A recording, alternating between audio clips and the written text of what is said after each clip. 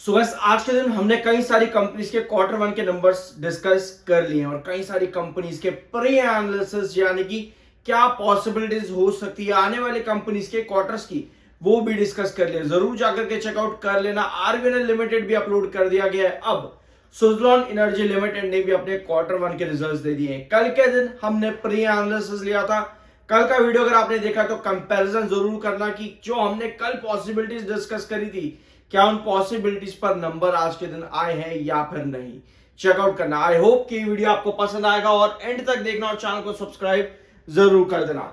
Just 16 second पहले ही company की यहां पर मीटिंग्स पूरी हुई हैं और ये 4 मिनट पहले कंपनी ने अपनी इंपॉर्टेंट कॉनोटेशंस मेंशन कर दी थी। सबसे पहले यहां पर कंपनी ने अपने रेवेन्यू के बारे में बताया जो कि आया है 3117 करोड़ का। एबिडा कंपनी का 599 करोड़ का आया है और रीअपॉइंटमेंट कंपनी के एमडी की भी हुई है और एग्जीक्यूटिव डायरेक्टर की भी।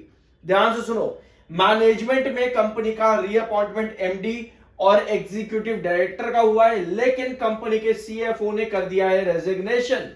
कंपनी के सीएफओ ने रिजाइन कर दिया है। रीअपॉइंटमेंट आया है या नहीं आप चाहो तो इसको चेकआउट कर सकते हो। स्क्रीनर पर आपको सारे डॉक्यूमेंट्स मिल जाएंगे। तो अब आते हैं कंपनी के नंबर्स पर। ये जो अभी आप शीट सामने देख रहे हो ये है कंपनी के कंसोलिडेटेड फाइनेंशियल रिजल्ट और जितनी भी फिगर्स आपके रहेंगे यहां स्क्रीन पे जितने भी फिगर्स आप देख रहे हो सभी हैं करोड़ में। तो शुरुआत करते हैं कंपनी के सबसे पहले रेवेन्यू फ्रॉम ऑपरेशन से कि जून 2025 में कंपनी आज कहां स्टैंड करी है। ये है 2025 जून क्वार्टर वन का डाटा। शुरुआत करते हैं सबसे पहले कंपनी के टोटल इनकम जो कि मिलती है revenue from operations, operating income और अदर इनकम को मिला करके। तो क्या रही कंपनी की, पहले रेवेन्यू फ्रॉम ऑपरेशंस देख लेते हैं। 3117 ये है कंपनी का रेवेन्यू फ्रॉम ऑपरेशन जून 2025 में। मार्च 2025 में कंपनी का रेवेन्यू फ्रॉम ऑपरेशन था 3773 करोड़ का। यानी कि पहले ही सेगमेंट में आपको क्वार्टर ऑन क्वार्टर बेसिस पर एक अच्छा खासा डिक्लाइन नजर आ गया है। लगभग आपको ये डिक्लाइन 650 करोड़ के ऊपर का है।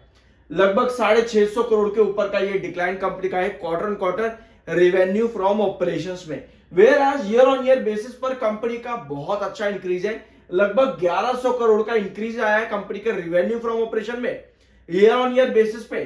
तो भैया पहले segment quarter on quarter red flag और year on year green flag. अब आते हैं कंपनी के टोटल इनकम जो कि मिलती है रेवेन्यू, ऑपरेटिंग और अदर इनकम को मिलाकर के। कंपनी की टोटल इनकम आज क्वार्टर वन में जो कंपनी ने मेंशन करी है 3165 करोड़। डेफिनेटली फिर से यही यहां पर यह क्वार्टर ऑन क्वार्टर बेसिस पर लगभग 600 करोड़ के आसपास का डिक्लाइन कंपनी का यहां पर हुआ है, 600-650 करोड़ के आसपास का। तो टोटल इनकम कंपनी की गिरी है quarter on quarter 650 crore. Whereas year on year basis पर ये कंपनी का इंक्रीज वही आ जाता है लगभग 1100 करोड़ के ऊपर का है। ठीक है, ईयर ऑन ईयर बेसिस पे 1100 करोड़ के ऊपर का कंपनी का इंक्रीज आया है टोटल इनकम के अंदर। अब आते हैं कंपनी के एक्सपेंसेस पे। एक्सपेंसेस इसलिए जरूरी हो जाते हैं क्योंकि अगर कंपनी की income quarter on quarter basis पर ड्रॉप हुई है तो क्या कंपनी के एक्सपेंसेस इस बार इतने कम हो सकते हैं कि एट द एंड आपको प्रॉफिटेबिलिटी बढ़ती देखने को मिले। क्योंकि आपको याद होगा पिछले क्वार्टर में कंपनी का डेफर्ड टैक्स आया था।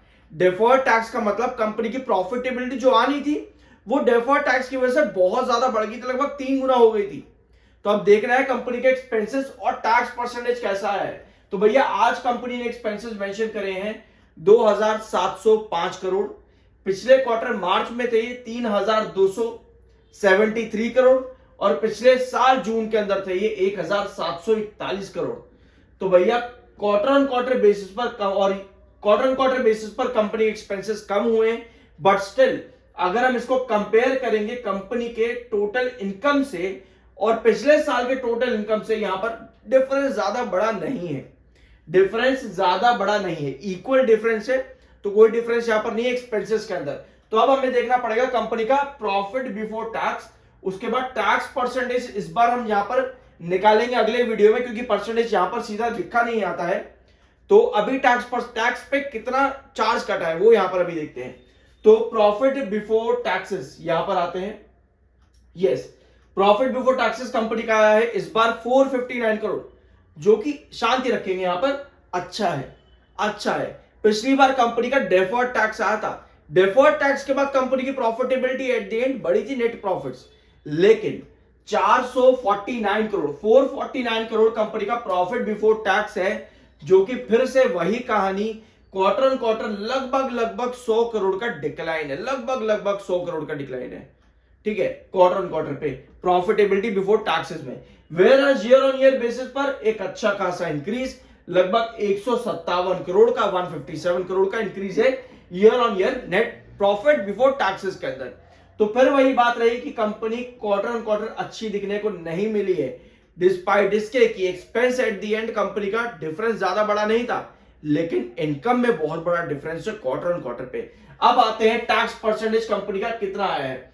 तो भैया नेट प्रॉफिट आफ्टर टैक्सेस से पहले टैक्स एक्सपेंस एक बार देखते हैं क्या अवेलेबल है। यस, 134 करोड़ का इस बार कंपनी ने टैक्स दिया है, और पिछली बार कंपनी का 600 करोड़ आया था डेफर्ड टैक्स की वजह से, तो इसकी वजह से कंपनी 1180 करोड़ पे आई थी मार्च के अंदर, ठीक है, डेफर्ड टैक्स की वजह से 1180 करोड़, वरना कंपनी कितने कितने प्रॉफिट पे आती, यही आती नेट प्रॉफिट 550 करोड़, यही हमने डिस्कस किया था ना पिछले क्वार्टर के रिजल्ट जब आए थे। तो वही चीज यहां पर हुई है, इस बार कंपनी का टैक्स परसेंटेज क्योंकि नॉर्मल आया है, जो कि 134 करोड़ है, बहुत ज्यादा हो गया, क्योंकि पिछली बार तो माइनस में था, और पिछले साल का अगर देखोगे तो पिछले साल तो नील था। तो इसी वजह से एट द एंड जो कंपनी का नेट प्रॉफिट आफ्टर टैक्स है वो इस क्वार्टर के अंदर आया है 324 करोड़, जो कि ईयर ऑन ईयर बेसिस पर सिर्फ 22 करोड़ का ही इंक्रीज बच जाता है। यानी यहां जो आपको लगभग 157 करोड़ का इंक्रीज दिख रहा था ईयर ऑन ईयर प्रॉफिट्स के अंदर, वो टैक्सेस के बाद में, क्योंकि पिछले साल जून के अंदर कंपनी का नील टैक्स था, इस बार कंपनी ने 134 टैक्स भरा, 134 करोड़ का टैक्स भरा है। तो इसी वजह से at the end net profit में सिर्फ 22 करोड़ का ही डिफरेंस बचता है कंपनी का ईयर ऑन ईयर पे, whereas quarter on quarter basis पे बिफोर टैक्सेस में भी कंपनी 100 करोड़ लगभग पीछे है, और आफ्टर टैक्सेस में तो भैया बहुत ही ज्यादा पीछे है, क्योंकि पिछली बार डेफर्ड टैक्स कंपनी का था। आई गेस डेफर्ड टैक्स का स्टेटमेंट और मीनिंग आप समझ चुके होंगे, मैंने कई सारे वीडियोस में पहले भी डिस्कस किया है। चैनल को सब्सक्राइब किए बिना मत जाना, वीडियो को लाइक जरूर कर देना। आई होप कि ये वीडियो आपको पसंद आया होगा, मिलता अगले वीडियो में। सो गाइस, आज के दिन हमने कई सारी कंपनीज के क्वार्टर वन के नंबर्स डिस्कस कर लिए हैं, और कई सारी कंपनीज के प्री एनालिसिस, यानी कि क्या पॉसिबिलिटीज हो सकती है आने वाले कंपनीज के क्वार्टर्स की, वो भी डिस्कस कर लिया। जरूर जाकर के चेकआउट कर लेना। आरवीएनएल लिमिटेड भी अपलोड कर दिया गया है। अब सुजलॉन एनर्जी लिमिटेड ने भी अपने क्वार्टर वन के रिजल्ट्स दे दिए हैं। कल के दिन हमने प्री एनालिसिस लिया था